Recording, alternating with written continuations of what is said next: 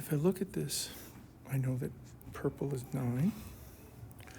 I know that the yellow is 3. I need to add these two numbers together. So we're going to use a make 10 strategy to solve this. So I'm going to grab the 3 and I'm going to take it, I'm going to rotate it. Make it fit that spot. And then I am going to sever the 1 there, and I'm going to put it in with the 9.